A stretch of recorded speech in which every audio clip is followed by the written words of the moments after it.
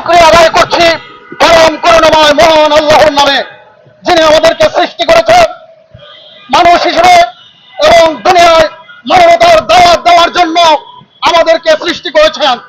আমরা সেই মানবতার জায়গা থেকে পেশার স্বার্থে আজকে সাংবাদিকদের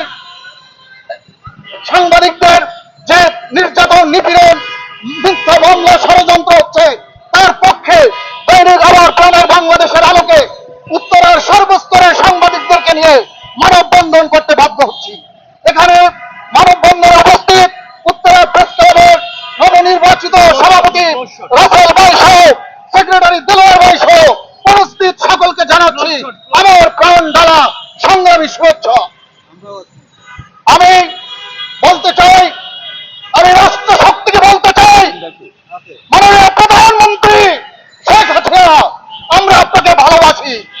আমরা বঙ্গবন্ধুর স্বপ্নকে বুকে লালন করি, আমরা বঙ্গবন্ধুর স্বপ্নকে লালন করে আমরা বঙ্গবন্ধুর কলম সৈনিক হয়ে বাংলাদেশের উন্নয়ন, আপনি যে উন্নয়নের মডেল বাংলাদেশে তৈরি করেছেন, আপনার উন্নয়নের স্বপ্নে আমরা আপনার উন্নয়নের সংবাদ প্রতিনিয়ত আমাদের গণমাধ্যমে প্রকাশ করে দেশ ও পৃথিবীর কাছে আপনার উন্নয়নকে ছড়িয়ে দিয়েছি। আপনি পদ্মা সেতু করেছেন, আপনাকে বাহবা দিচ্ছি। আপনি বড় বড় মেগা প্রজেক্ট করেছেন, আপনাকে বাহবা দিচ্ছি। আপনি এবার সাংবাদিকদের জন্য কিছু করে দেখান। আপনি সাংবাদিকদের নীতি নির্ধারকদেরকে নিয়ে বৈঠক করেন। দেশের বিভিন্ন জায়গায় কেন সাংবাদিকরা নির্যাতিত হচ্ছে, কেন তাদের বিরুদ্ধে মিথ্যা মামলা দেওয়া হচ্ছে, কেন তাদের বিরুদ্ধে ষড়যন্ত্র করা হচ্ছে। আজকে আবু জাফর সূর্যের মতো আপনার সাংবাদিক নেতার বিরুদ্ধে মিথ্যাচার করা হচ্ছে। তারা কি সরকারি চাকরি করে? তারা ঘুষ নেবে? তারা তো ঘুষ নেয়নি, তারা তো সরকারি চাকরি করে না। অপরাধীরা আজকে তাদের অপরাধ ঢাকার জন্য বিভিন্ন ভালো মানুষের নাম ব্যবহার করে এই সাংবাদিক সমাজকে কলুষিত করার জন্য, জাতির কাছে হীন প্রতিপন্ন করার জন্য বিভিন্ন পায়তারা করছে। এই পায়তারা বন্ধ করতে হবে। সাংবাদিকরা যদি আপনাদের উন্নয়নের খবর না লেখে, তাহলে আপনাদের উন্নয়ন সম্পর্কে কেউ জানবে না। আর সাংবাদিক ভাইদেরকেও বলবো, আপনারা শালীন হন, ভদ্র হন, আপনারা লেখাপড়া করেন, আপনারা কিভাবে আজকে সাক্ষাৎকার নিতে হয়। আজকে এফডিসিতে যে সাক্ষাৎকার নিয়েছেন, সাক্ষাৎকার নিয়ে বিতর্কের জন্ম দিয়েছেন, সেখানে আপনারা হেয় প্রতিপন্ন হয়েছেন। আপনাদের জন্য সারা দেশের সাংবাদিকদের জবাবদিহি করতে হয়। কিন্তু সাংবাদিক যদি অপরাধ করে, সে অপরাধের জন্য তার সাংবাদিক হাউস আছে, আপনার প্রেস কাউন্সিল আছে, তথ্য মন্ত্রণালয় আছে, সেখানে বিচার না দিয়ে আপনার সাংবাদিকদের উপর কিভাবে হাত তুলেন, এই সাংবাদিক সমাজ আজ জানতে চায়। আজকে উত্তরা সাংবাদিকদেরকে বলবো, আর এদিক সেদিক থাকবেন না।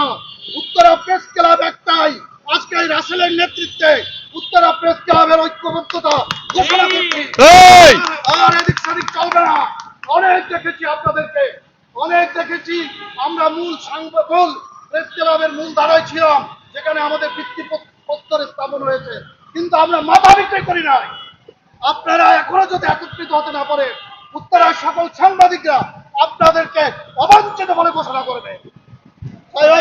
পরিশেষে সাংবাদিক রবিউল আলম রাজু, সে অনেক ভালো ভালো নিউজ দুই যুগ পার করে ফেলেছে, তার বিরুদ্ধেও ষড়যন্ত্র করা হচ্ছে। আমার সাংবাদিক গোলাম সরোয়ার, যিনি যার বিরুদ্ধে 4-5টি ডিজিটাল নিরাপত্তা আইনে মামলা হয়েছে, আপনার এক দর্শকের বিরুদ্ধে আমি সংবাদ করেছি, সেই দর্শক কাপাসিয়া তারে আমাকে হুমকি দিয়েছে হত্যা করবে। আমার সাংবাদিকরা বলা গিয়েছে সংবাদ সংগ্রহ করতে, তাদেরকে হত্যা করার চেষ্টা করা হয়েছে। এভাবে বিভিন্ন জায়গায় নিপীড়ন, নির্যাতন চলছে। এই নির্যাতনের বিরুদ্ধে সবাইকে সোচ্চার হতে হবে। আমরা কি সবাই একমত? পরিশেষে সবাই ভালো, আল্লাহ রাব্বুল আলামিনের কাছে দোয়া করি, আল্লাহ রাব্বুল আলামিন অতি শীঘ্রই বাংলাদেশে দৃষ্টি দিয়ে যেন এই তীব্র তাপদাহ থেকে বাংলার মানুষকে উদ্ধার করে। মহান আল্লাহর কাছে এই প্রার্থনা করে সাংবাদিকরা ভালো থাকবে, সেখানে থাকবে সুস্থ থাকবে, সবাই ভালো থাকবে, ভালো সংবাদ লিখবে, এই প্রত্যাশা করে শেষ করছি। আসসালামু আলাইকুম। সকল সাংবাদিকদের সুখে দুঃখে একসাথে পাশে থাকবো, সব সাংবাদিকদের পাশে থাকবো। সবাই আমাদের সাথে সহযোগিতা করবেন। আমরা সব সাংবাদিককে নিয়ে একসাথে চলতে চাই।